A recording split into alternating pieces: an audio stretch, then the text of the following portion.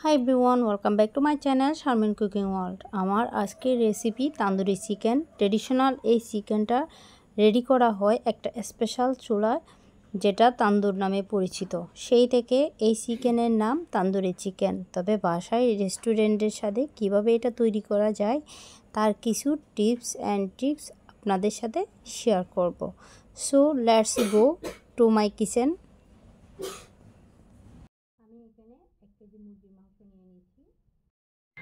আমি এখানে 1 কেজি মুরগির মাংস নিয়ে নিছি।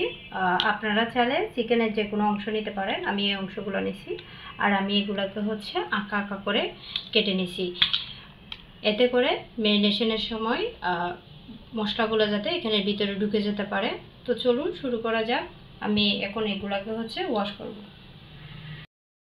এখানে আমি পানি দিয়ে দিব।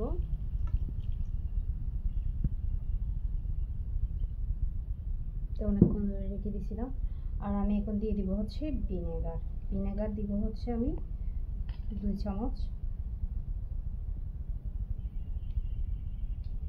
আমি এখানে সাদা ভিনেগারটা দিচ্ছি, এতে করে মাংসের যে একটা গন্ধ থাকে এটা চলে যাবে। ভিনেগার দিলাম। এখন আমি মাংসটাকে ভালো করে ধুয়ে নিয়েছি। আমি মাংসটাকে ম্যারিনেট করব। সবার প্রথমে আমি একটা বাটিতে 1/2 কাপ দই অ্যাড করছি। এখন আমি দিয়ে দিব 1 টেবিল চামচ ধনিয়ার গুঁড়া,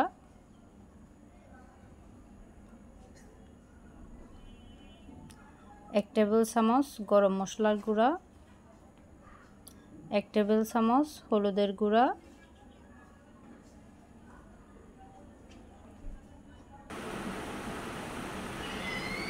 1 টেবিল চামচ চিলি ফ্লেক্স, 1 টেবিল চামচ মশলার গুঁড়া, আর 1 টেবিল চামচ গোলমরিচের গুঁড়া।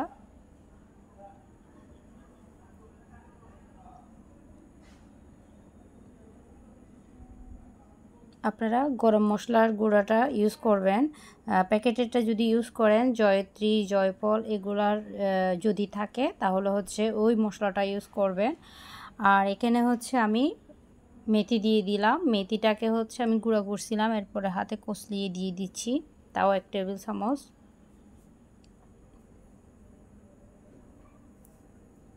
এখন আমি দিয়ে দিচ্ছি 1 টেবিল চামচ রসুন বাটা, 1 টেবিল চামচ আদা বাটা। এখন আমি দিয়ে দিব লবণ 1 টেবিল চামচ, প্রয়োজন হলে আমি আবার দিব।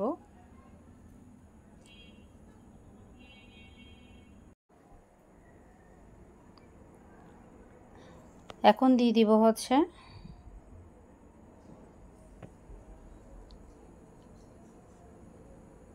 লেবু রস 1 টেবিল চামচ,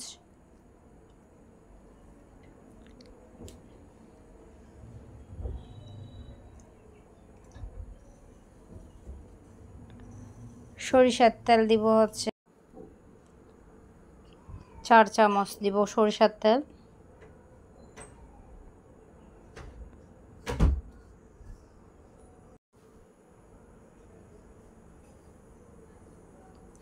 সরিষার তেলটা অবশ্যই ইউজ করবেন, কারণ সরিষার তেলটা দিলে সুন্দর একটা ফ্লেভার আসে। তো আমি একদম খাঁটি সরিষার তেলটা ইউজ করতেছি।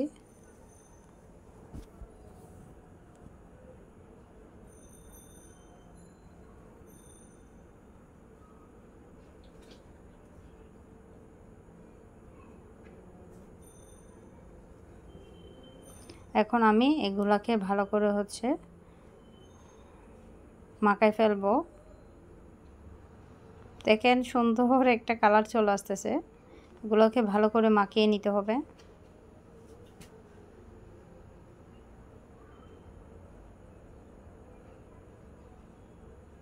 তো বন্ধুরা, কে কোথা থেকে বসে আমার এই ভিডিওটা দেখতেছেন প্লিজ একটু কমেন্ট করে জানাবেন। যারা যারা আমার চ্যানেলে নতুন, যারা যারা আমার চ্যানেলটি এখনো সাবস্ক্রাইব করেন নাই, প্লিজ আমার চ্যানেলটি সাবস্ক্রাইব করবেন, পাশে থাকা বেল আইকনটা অন করে দিবেন। এতে করে যখনই আমি ভিডিও ছাড়বো সাথে সাথে আপনাদের কাছে নোটিফিকেশান চলে যাবে। আর হ্যাঁ বন্ধুরা, যারা যারা আমার পেজ এখনও নতুন, যারা যারা আমার পেজটিতে এখনও ভিজিট করেন নাই, প্লিজ আমার পেজটিতে গিয়ে ভিজিট করে আসবেন। যদি ভালো লাগে তাহলে একটু সাপোর্ট করবেন।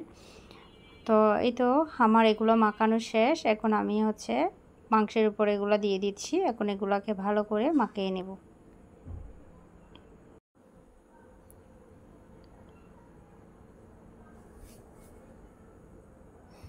তো আমি এখন এগুলোকে ঢেলে নিলাম। এখন আমি এগুলো হাত দিয়ে মাখিয়ে ফেলবো। এগুলা ভালো করে মাখাবেন। আর একটা কথা কি, আমার ইদানিং আমার চ্যানেলে বলেন, পেজ বলেন, একদম রিচ কমে গেছে। আমি জানি না কেন। যদি কারো আইডিয়া থাকে প্লিজ আমাকে একটু বললেন, আমাকে একটু কমেন্ট করে বললেন যে তো আমি এগুলাকে মাখাচ্ছি। এগুলা আপনার বারবার উল্টাপাল্টা করে এগুলাকে মাখাইতে হবে। আর আমি সরিষার তেল দিয়ে রান্না বান্না একটু কম করি। 2-3 বার মনে হয় এরকম রান্না করছিলাম। আর সরিষার তেল আমাদের সচরাচর খাওয়া হয় না, সয়াবিন তেল বেশি খাওয়া হয়। কিন্তু সেদিনও একটা কি জানি রান্না করলাম সরিষার তেল দিয়ে। এখন এটা মাখাচ্ছি, সুন্দর একটা ফ্লেভার পাচ্ছি।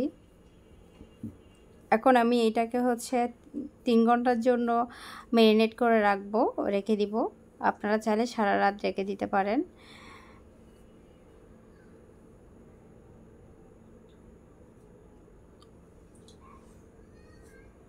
এখন আমি এটাকে আর একটু ফুড কালার এটার সাথে অ্যাড করব। অল্প একটুখানি আমি ফুড কালার দিছি, আমি বেশি দিই নাই, কারণ আমার কাছে ভালো লাগে না। জাস্ট একটু কালারের জন্য অল্প একটু, দেখতে পাচ্ছেন তো। তো এইটুকু দিয়ে আমি এটাকে মাখিয়ে নিচ্ছি। রেস্টুরেন্টের মধ্যে ওরা কিন্তু ফুড কালার ইউজ করে। তো যাই হোক, এখন আপনারা রেস্টে রাখার আগে ফুড কালার ইউজ করবেন না।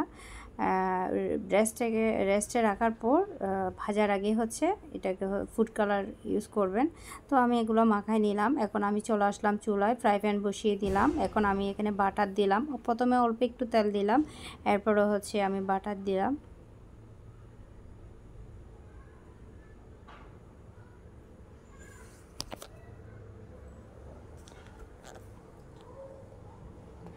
আমি এগুলাকে একটু গলাচ্ছি।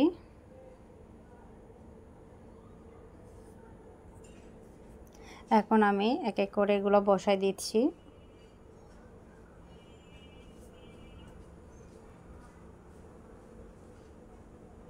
দেখেন সুন্দর একটা কালার আসছে।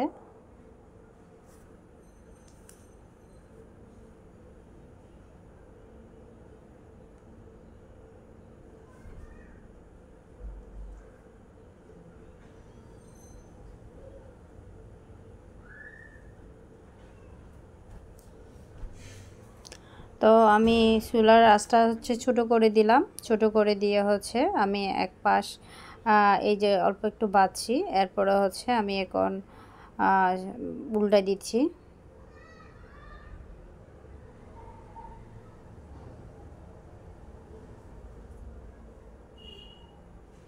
বাটার দেওয়াতে অনেক সুন্দর একটা ফ্লেভার আসতেছে। ও হ্যাঁ, এখানে চুলায় আমি প্রথমে অল্প একটু যে তেল দিলাম, এগুলো সয়াবিন তেল। প্রথমে তো সরিষার তেল দিয়ে মাখাইছি, এরপরে আমি সয়াবিন তেল দিছি। বিশেষ করে বাটারটা বেশি দিছি আমি। এর ভিতরেও আবার বাটারের টুকরা দিছি, কিন্তু ওই যে এটা দেখানো হয় নাই। যাই হোক, এখন আমি দেখেন ব্রাশ দিয়ে এগুলাকে একটু ফেসিয়াল করতেছি।